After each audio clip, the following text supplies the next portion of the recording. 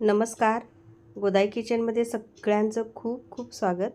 तर आज आपण सोलापुरी सोलापूरमध्ये सोलापूर असं नाव जरी घेतलं ना तर पटकन आपल्याला आठवते ते शेंगदाणा चटणी आणि कडक भाकरी. तर त्यातलीच आज शेंगदाणा चटणी कशी करायची ते दाखवते. छोट्या छोट्या टिप्स दिलेल्या आहेत त्या तुम्ही फॉलो करा आणि याच्यापुढे म्हणजे मस्त अशी ही चटणी तुम्हाला तयार करता येईल.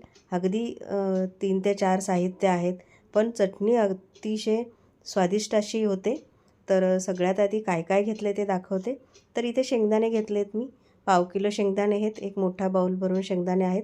शेंगदाणे छान निवडून घ्या. खवट शेंगदाणे अजिबात ठेवू नका, कारण आपल्याला शेंगदाण्याची चटणी जी करायची आहे की नाही जास्त दिवस टिकण्यासाठी. तर पाव किलो शेंगदाणे घेतले.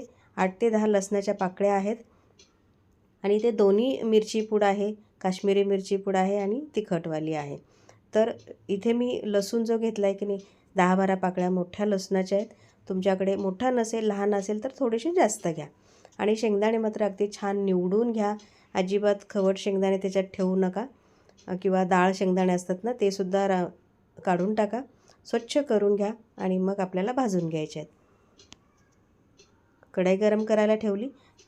गरम झाल्यानंतर मध्यम गॅस करायचा आणि शेंगदाणे छान भाजून खरपूस भाजून घ्यायचे आहेत. आता हे शेंगदाणे कसे भाजायचे, तर गॅस अजिबात मोठा करायचा नाही, कुठेही मोठा करायचा नाही, अजिबात घाई करायची नाही. शेंगदाणे जे ते अगदी कुरकुरीत भाजले पाहिजेत. वरून अजिबात जास्त काळपट करू नका, पण शेंगदाणे छान खरपूस भाजले पाहिजे. त्यासाठी काय करायचं, गॅस मध्यम ठेवा किंवा मंद ठेवा आणि छान असे हे शेंगदाणे भाजून घ्या. एवढे शेंगदाणे भाजायला मला जवळजवळ 7 ते 8 मिनिट लागले होते. एक पाव किलो शेंगदाणे मला भाजायला, किंवा एक मोठा बाऊल भरून तुम्हाला जसं पाहिजे तेवढं घेऊ शकता तुम्ही. इथे मी वजनीच पाव किलो आणलं होतं आणि त्याचं आता मी शेंगदाण्याचं चटणी करणार आहे. तर शेंगदाणे खमंग असे भाजले पाहिजेत. हेच तर शेंगदाण्याची चटणी करायचं मुख्य काम असतं, ते शेंगदाणे छान भाजून घेणे. हे बघा थोडेसे आता भाजत आलेले आहेत. किंवा तुमच्याकडे जर ओव्हन असेल तर ओव्हनवर सुद्धा तुम्ही भाजू शकता. तर इथे हे बघा बघू शकता मस्त असा खमंग शेंगदाणे भाजून झालेले आहेत. एखादा शेंगदाणा सोलून बघायचा. हे बघा पटकन असा ह्याची साल निघून आली, म्हणजेच आपले शेंगदाणे छान खरपूस भाजलेत. आता काय करायचं, गॅस एकदम बंद ठेवायचा आणि हे शेंगदाणे असेच या कढईमध्ये थंड होऊ द्यायचे आहेत. शेंगदाणे असे पूर्ण थंड झाले की मग ताटात काढून घ्यायचे आणि मग त्याची साल काढून घ्यायची. आता इथे मी पूर्ण साल काढून घेणार आहे. तुम्हाला जर साल ठेवायची असेल तरी अशीच तुम्ही चटणी करू शकता, पण मी थोडीशी काढून घेणार आहे. जेवढी निघते तेवढी काढून घेणार आहे आणि मग करणार आहे, अगदी छान दिसावं यासाठी. नाही तर तुम्हाला साल नसेल काढायची, नाही काढली तरी चालणार आहे. तर हाताने चोळून घ्यायची, किंवा मग एखादी वाटी घ्यायची, पेला घ्यायचा आणि त्याने छान खरडून घ्यायचं, म्हणजे बऱ्यापैकी साल निघून येते. हे बघा अशा प्रकारे. किंवा तुम्ही थोडंसं बेलण्याने जरी फिरवून घेतलं की नाही तरीसुद्धा सगळी साल निघून येते. थोडीशी राहिलेली असते तर काहीच हरकत नाही, पण शक्यतो मी पूर्ण सगळी काढणार आहे. हे बघा अशा प्रकारे. किंवा मग वरवंट्याने सुद्धा पाट्या वरवंट्यावर असं थोडंसं भरड वाटून घेतलं किंवा खरडून घेतलं तरी चालेल. हे बघा सगळी साल बऱ्यापैकी निघालेली आहे. आता हिला पाकडण्यापेक्षा काय करायचं, एक मोठी जाळी असते ना, चाळणी असते किंवा झाऱ्या असतो ना आपला पोहे तळायचा वगैरे. हे बघा अशा प्रकारे. तर हे असं करून घ्यायचं. थोडंसं असं हलवून घेतलं की साल जी आहे ती पूर्णपणे खाली निघून येते आणि अशा प्रकारे हे छान स्वच्छ निघून येतं. थोडंसं पाकडल्यामुळं कसं होतं, थोडंसं जास्त पसरलं जातं घरात, त्यापेक्षा अशा प्रकारे करून घ्यायचं. सगळे शेंगदाणे हे बघा थोडे थोडे आहेत, अख्खेच आहेत, काहीच हरकत नाही. ते राहिले तरी काही हरकत नाही, जास्त काय दिसत नाहीत. तर अशा प्रकारे आता हे वाटायचं कसं, हे मी मिक्सरवर करणार आहे. तर आता वाटायचं कुठला मिक्सरचं भांडं घ्यायचं ते दाखवते. तर इथे हे मी मोठं मिक्सरचं भांडं घेतलं आहे. बघू शकता मोठं जे भांडं असतं की नाही आपलं ताक वगैरे करण्यासाठी लागतं ते भांडं आहे. आता हे जे आहे हे बारीक भांडं आहे बघू शकता. आणि यामध्ये जर तुम्ही शेंगदाणे बारीक केले तर एकदम पीठ होतं, कारण आपल्याला मसाला आपण बारीक करतो की नाही रोजच्या अन्नात एकदम बारीक होतो. तर मोठ्या भांड्यातलं ब्लेड जे आहे ते बघा, हे सिंगल ब्लेड आहे. अशा प्रकारे हे असं जे ब्लेड असतं ते भांडं वापरायचं. त्याने काय होतं, जास्त पीठ होत नाही त्याचं, त्यासाठी. आता जे छोटं भांडं असते की नाही त्याच्यामध्ये डबल म्हणजे 2-4 ब्लेडचं असं भांडं असतं, पातळ असतं. त्यामुळे मसाला आपण बारीक करतो किंवा छोटीशी चटणी वगैरे करतो तर त्यासाठी हे बारीक भांडं वापरतात. आता मी मोठं भांडं घेतलं आहे, त्यामध्ये हे सगळं घालून घेते शेंगदाणे. आता यामध्येच लसूण घातला. लसूण मोठा आहे त्यामुळे एक 8-10 पाकळ्या घेतलेल्या आहेत.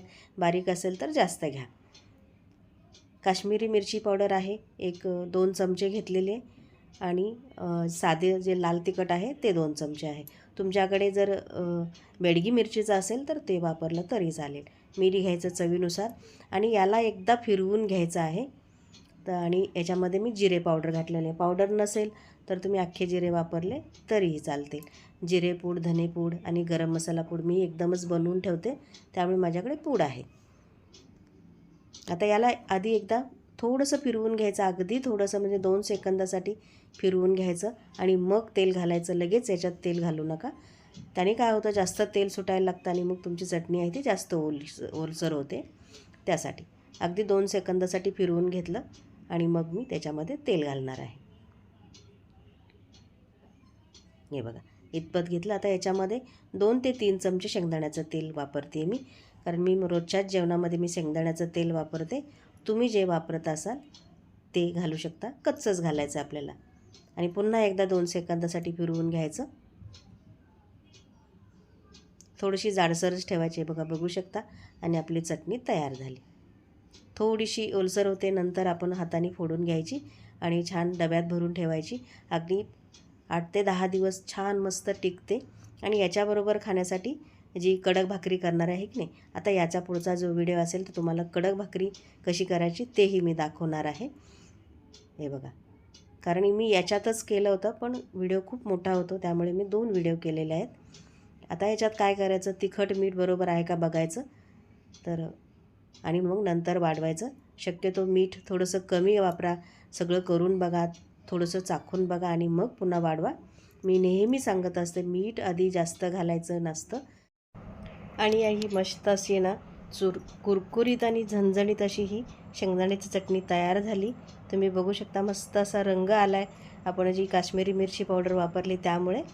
आणि हे बघा अगदी कुरकुरीत ही शेंगदाण्याची चटणी लागते, अगदी बरेच दिवस टिकते. आणि याच्याबरोबर खाण्यासाठी जी सोलापुरी तिखट कडक भाकरी असते की नाही ती असते.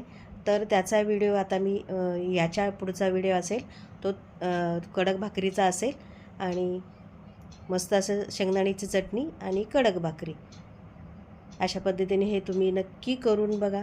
रेसिपी आवडली असेल तर चॅनलला सबस्क्राईब करा. रेसिपी आवडली असेल तर लाईक करा.